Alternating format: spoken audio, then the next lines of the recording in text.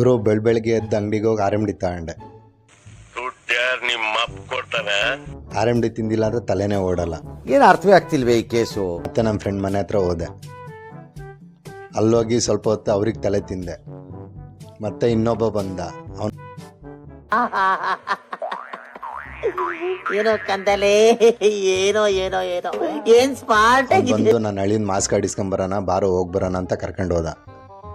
ಮತ್ತು ಅಲ್ಲೋದಾಗ HM ಇಲ್ಲ, ಗುರುವಾರ ಬನ್ನಿ ಅಂದರು. ಮತ್ತು ಬ್ಯಾಲೆನ್ಸ್ ಫೀಸ್ ಏನಾದ್ರು ಇದ್ದರೆ ಕ್ಲಿಯರ್ ಮಾಡಿ ಮಾಸ್ಕ್ ಕಾರ್ಡ್ ಕೊಡೋಕ್ಕೆ ಅಂತ ಹೇಳಿದ್ರು.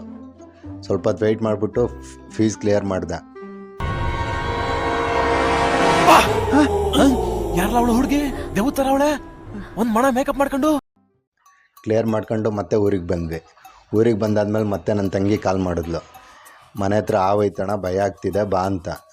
ನಾನು ಹೋಗ್ಬಿಟ್ಟು ಹೊಡೆಯೋದು ಬೇಡ ಅಂತ ಹೇಳ್ಬಿಟ್ಟು ಅವನ್ನ ಇಟ್ಕೊಂಡು ಹೋಗಿ ರಿಲೀಸ್ ಮಾಡಿದ್ದೀನಿ. ನನ್ನ ವೀಡಿಯೋ ಇಷ್ಟ ಆದರೆ please like, share, follow, subscribe ಮಾಡ್ಕೊಳ್ಳಿ.